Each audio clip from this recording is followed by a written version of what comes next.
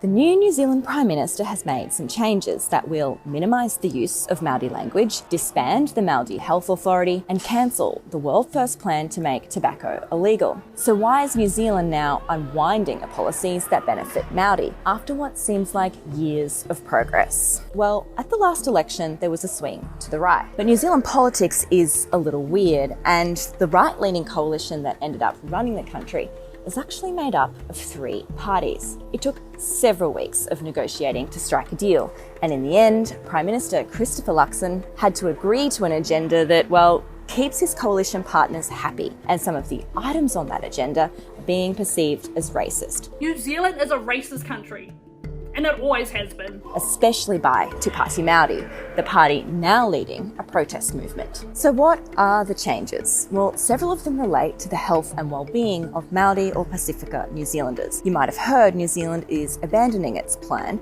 to make tobacco illegal, while research shows it's going to impact marginalised communities the most. The government is also closing down the Māori Health Authority, which is basically how the government makes sure its health policies are working to extend the life of New Zealand's first people. And now the country's public service will minimise the use of Māori language too. Perhaps most controversially though, one of the minor coalition members, the ACT Party, has long wanted a referendum on the principles of New Zealand's founding document, the Treaty of Waitangi. That is something that Māori claim grants them sovereignty. Now, the Prime Minister has agreed to support a bill on the referendum through its first stage, but past PMs have gone on record saying that will fuel a very divisive conversation in New Zealand. All of this has happened in the first 3 weeks of New Zealand's new government. Now there are protests across the country's biggest cities, and leaders say New Zealand now has a new generation of activists.